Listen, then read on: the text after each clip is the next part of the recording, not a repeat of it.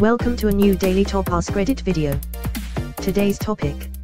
Serious, what was the closest you've ever been to killing someone? Attention.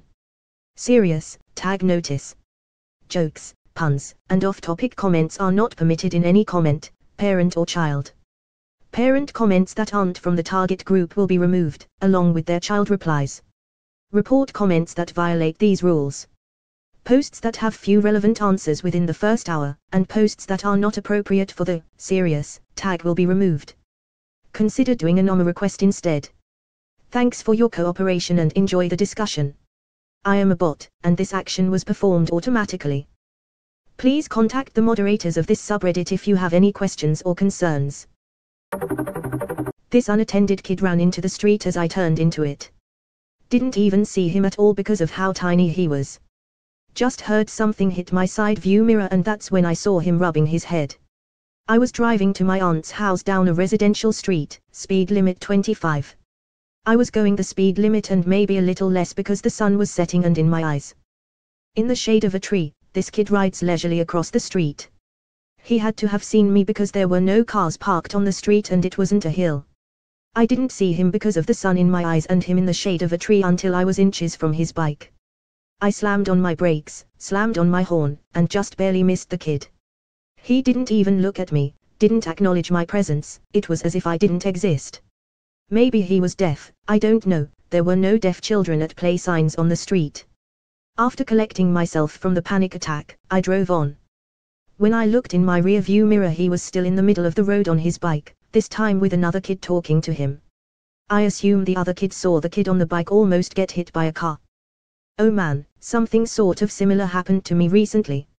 I was in a left turn lane with 2 lanes of traffic headed straight, to my right. I get a green light and this kid comes riding a bike right across the 2 lanes and almost slams into my front passenger door. Flipped over his handlebars, going slow enough that there wasn't an injury, trying to stop himself. You'd think if you saw a moving vehicle you wouldn't ride directly at it. It's impossible the kid couldn't see me too, he was riding directly at my car from 30 feet away. I don't understand how people can be so unaware when they are as vulnerable as you are on a bike. Drunk student fell into the road I front of me. I swerved and wrote off 2 cars and injured my passenger, I was fine. He didn't even hang around to thank me, little wanker. Edit, the amount of edgy goons who try and make compelling arguments that I should have killed him is disgusting. I'm very happy with how things turned out and as stated many times it was literally the most legal and safe thing I could have done, as was decided in court. Some of you are literally brainwashed to think that your personal property is worth more than a young human life and that's honestly disturbing as fuck. I'm glad I grew up where I did and was taught the morals I was because the world scares the fuck out of me if you think I should have killed some poor drunk kid in order to save some low-level criminal's new car. I hope the owners of the other 2 cars saw the whole situation and weren't upset with you.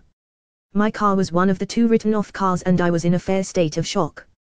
Saturday with the police in one of them tinfoil blankets for 2 hours while we waited for the investigation to finish and recovery truck to turn up. As it happens the car I'd hit was a brand new 40 Kelvin Golf I bought that very same day and, surprise surprise, not yet insured. The fellow I owned it had also just bought a Dixie's Chicken franchise. It wasn't his lucky day lol. Edit, this was in the UK, not America.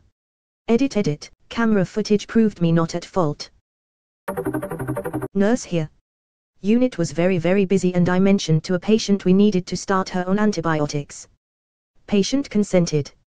I hung penicillin, only to find out our computer said she's anaphylactic allergic to penicillin. Incredibly, she must have outgrown her childhood allergy. Beat myself up for a long time for that near miss. Won't make that mistake again. Won't make that mistake again. That's a lesson some people pay dearly to learn, so, good for you.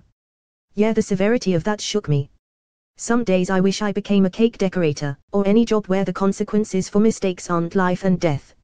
Edit, yes guys, I'm aware I picked a stupid example because of allergies. I apologize to anyone who I may have offended with that random choice of career.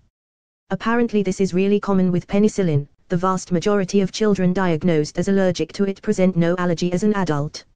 Not clear if it's because they grow out of it, or because they were never allergic at all. It's been suggested that the rash seen is actually just from whatever infection is being treated. Unless it's an emergency, probably a good idea to redo the test as an adult. Maybe a combination of both. I try now to encourage my patients to get an allergy test because penicillin is such a frontline drug, especially if when I ask them what their reaction to it is they shrug and tell me their parents told them they reacted to it as a kid. When I was 15, I carried my 2-year-old cousin down a flight of stairs, when I tripped and we fell down 3 steps. She fell on the back of her head and I on top of her. It took a split second before she started crying and I thought she was dead. Thankfully, she was fine. But I'm so glad she didn't fell harder or over the handrail, or else she would have fallen at least 3 meters and would probably be dead. Edit, kinda reassuring that stuff like this seems to happen a lot and not just to clumsy 15-year-old me. Every parent could probably answer the main prompt about their own kids. Every moment from birth to toddlerhood is just constant vigilance trying to keep a tiny human from accidentally killing itself. When I was in extreme sleep deprivation the first few months I fell asleep with my infant on my stomach, or next to me on the couch, or next to me on an air mattress, etc. All situations that can kill a baby in seconds. Humans were never meant to raise babies alone and trying to leads to over 2,000 babies per year just in the US dying from SIDS, accidents, and unsafe sleep practices. I can't count the number of times I had to jump catch my son when he was a toddler because he just walked off the back of the slide or unexpectedly jumped off the top of something. That little weasel could and would climb anything then just jump or let go. Seriously, he'd climb the door frames in our house. We had to watch him like an eagle. He's 10 now, and a level 5 competitive gymnast, so I guess there was an upside to his lack of fear. No end for our fear, though. We just kind of learned to roll with it. Driving tired once, had a micro sleep and woke up driving down the wrong side of the road. Fortunately it was late at night, no traffic around, but could easily have killed myself and my passenger. Never driven tired since. I got into a car accident because I fell asleep at the wheel.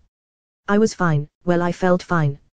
Next thing I knew, my car was going down a steep incline into a deep ditch on the opposite side of the road. Thank Christ no one was coming the other way.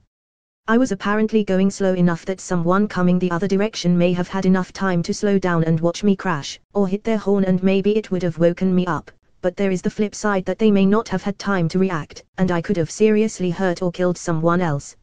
I also worked with a guy who would work 4 doubles and immediately leave work and drive 5 hours back home.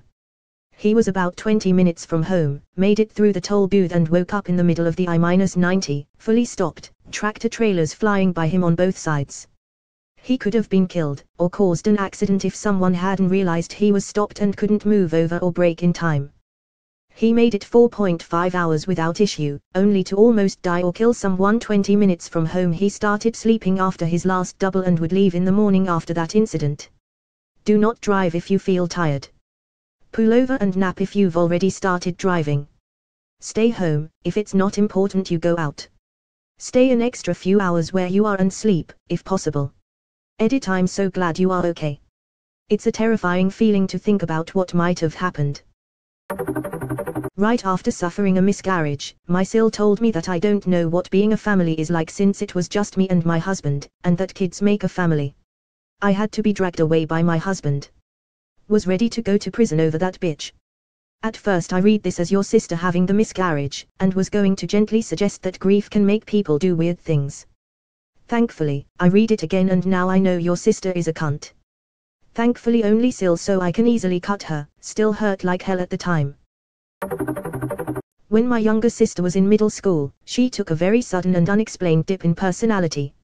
She went from being a bouncy, sunny kid who loved going outside and seeing her friends to kind of reserved and struggling to keep her grades up. Her friends stopped coming around, crazy rumors about her started, and she was just overall really depressed and nervous.